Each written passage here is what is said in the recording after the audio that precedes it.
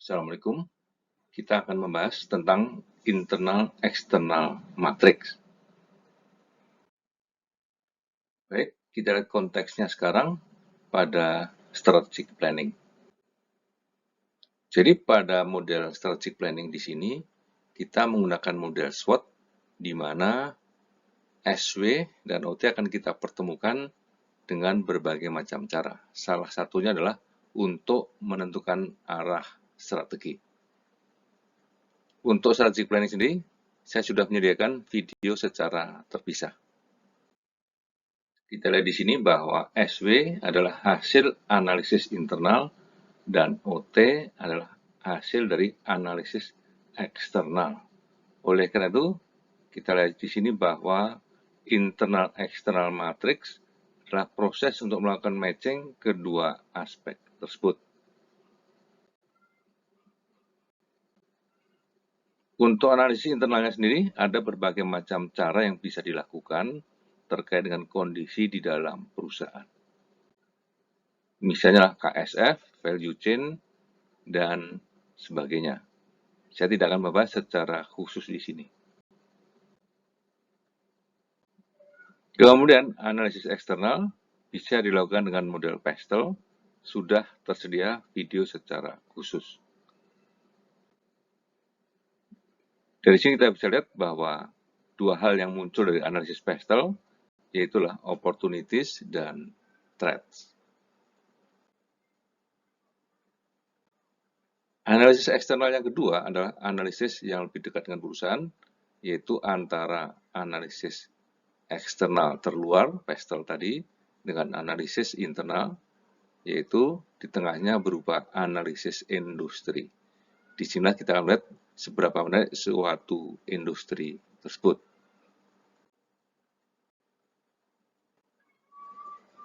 Nah, kemudian sekarang kita akan melihat bagaimana melakukan proses matching antara aspek internal dan aspek eksternal tersebut. Sumbu X adalah sumbu di mana kita akan melihat faktor internal dan Y adalah untuk faktor eksternal.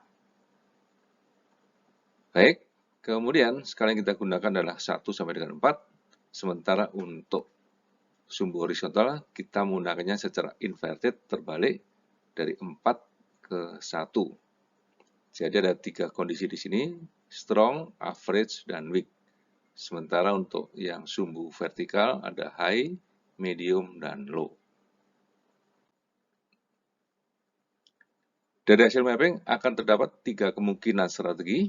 Yang pertama adalah grow and build untuk kondisi 1, 2, dan 4. Kemudian hold and maintain itu untuk 7, 5, dan 3. Sementara harvest atau divest untuk 6, 8, dan 9. Dengan daftar masing-masing dari strategi, bisa kita lihat di sini, untuk grow and build misalnya backward atau horizontal integration. Untuk harvest misalnya adalah divestiture, sementara untuk hold and maintain adalah market penetration. Ini beberapa contoh dari strategi yang bisa kita pilih ketika berada pada posisi tersebut.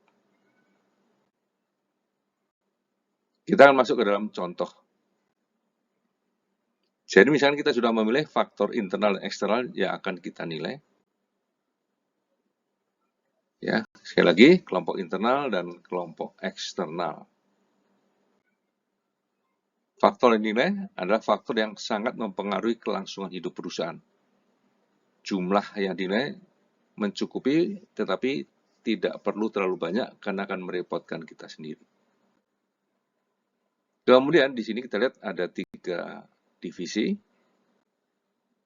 Jadi proses penilaian kita akan menilai skor 1 sampai dengan 4 untuk 3 divisi tersebut, A, B, dan C. Data yang diperlukan tentunya adalah faktor internal untuk masing-masing, faktor eksternal masing-masing, dan yang terakhir adalah pendapatan untuk setiap divisi atau strategic business unit. Sekarang kita coba gambarkan. Terlihat di sini bahwa besarnya bubble adalah besarnya pendapatan relatif terhadap divisi yang lain. Dengan demikian, pendapatan A adalah 100, paling besar, B lebih kecil, dan terakhirlah C, 1/5 dari yang A.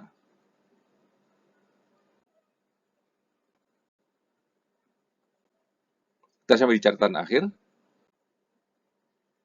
Jadi dengan demikian, kita bisa lihat di sini bahwa melakukan matching antara faktor internal dan eksternal, salah satunya bisa digunakan untuk menghasilkan arah besar dari strategi, apakah tadi adalah grow and build, hold and maintain, atau divest. Sehingga kita bisa merumuskan strategi lebih detailnya dari arah besar strategi tersebut. Nah, model ini dengan bubble ini mirip dengan model yang ada pada Boston Consulting Group atau BCG, di mana jumlah revenue yang digambarkan dimunculkan dalam bentuk bubble yang besarnya relatif terhadap divisi atau SBU yang lain. Demikian, semoga bermanfaat. Wassalamualaikum warahmatullahi wabarakatuh.